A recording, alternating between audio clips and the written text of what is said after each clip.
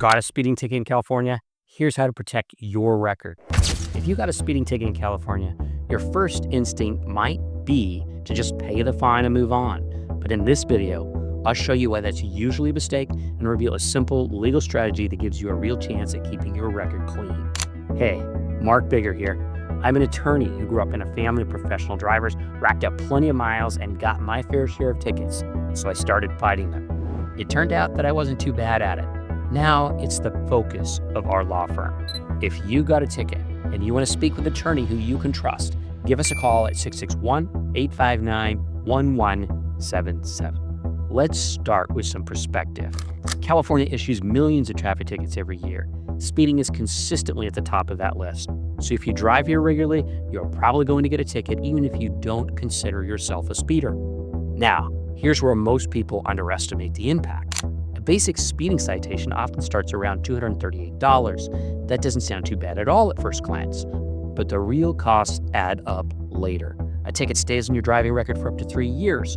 During that time, your insurance company can raise your premiums. And for many drivers, that extra cost ends up being far more painful than the original fine. By the time you add it all together, what looked like a $238 mistake can turn into a $2,000 problem for a regular Class C driver. That's why the decision to fight a ticket is almost always worth it. But the question is, how do you give yourself the best chance of success? What you should do immediately after getting a ticket. The first step starts immediately after you're stopped. Once the officer has issued your citation and leaves, you should document as much as you can while it's still fresh in your mind. Think about the conditions: sunny, rainy, or foggy. Was the road straight, on a curve, or downhill? Even these small details can make a difference later because they affect visibility, stopping distance, and the officer's perspective. Another thing to record is the officer's position. Did they first observe you while parked on the shoulder or driving the opposite direction? Each position has its own limitations, and being able to point out those limitations can strengthen your defense. Then there's the question of how your speed was measured. Officers in California rely on several different methods, including pacing, radar, LIDAR, and visual estimation. Each one has its own weaknesses. Pacing requires the officer to match your speed consistently, which isn't always possible in traffic. Radar devices need to be calibrated regularly, and LIDAR requires precise aiming and training. Visual estimation normally is used in conjunction with radar or LIDAR.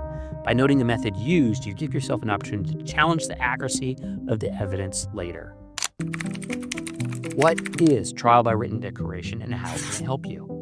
So far, this might sound like preparation for a traditional court appearance, but here's where many drivers are surprised. In California, you have the right to request something called a trial by declaration. This option has been part of the law since the 1970s, yet a lot of people either don't know it exists or assume it's not effective. However, it can be. Here's how it works. Instead of showing up in court, you submit your defense in writing. The officer is also required to submit a written statement about the citation. A judge then reviews both sides and makes a decision. If the officer doesn't submit in time, the case can be dismissed automatically, and if he makes a mistake, it should also be dismissed. Another advantage is that you don't have to rearrange your life to fight the ticket. You don't take up time off work, you don't drive to a courthouse, and you don't stand in front of a judge. Everything happens on paper, which makes the process more accessible for many drivers. Now, what should go into a strong written defense? While I won't share a full legal brief here, I can tell you the main points to focus on. First, highlight anything about the officer's position or environment that could have made accurate observation difficult. Second, question the reliability of the method used to determine your speed, especially if it involves devices that require calibration. Third, include details about road or weather conditions that could cast doubt on the accuracy of the reading. The goal isn't to deny that you're driving, it's to raise reasonable questions about whether the state can actually prove the case against you.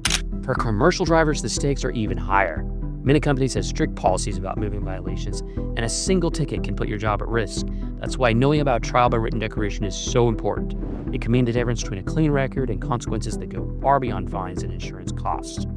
At the end of the day, the law requires the state to prove that you committed the violation. You're not asking for special treatment, you're simply holding the system to its own standards. By using the trial by written declaration process, you can give yourself a fair shot at keeping your record clean without the burden of going to court. If you're a California driver facing a speeding ticket and want to protect your driving record, your insurance rates, and potentially your livelihood, don't just pay that fine. If you received a traffic ticket and want to fight it, give us a call at 661-859-1177. We offer free consultations to help you understand your options. Don't let a single simple ticket turn into a bigger headache. Let's guide you through the process and fight for the best possible outcome. And if you found this video helpful, don't forget to hit like and subscribe for more practical legal advice. Tap the next video to keep learning and stay ahead of your next ticket.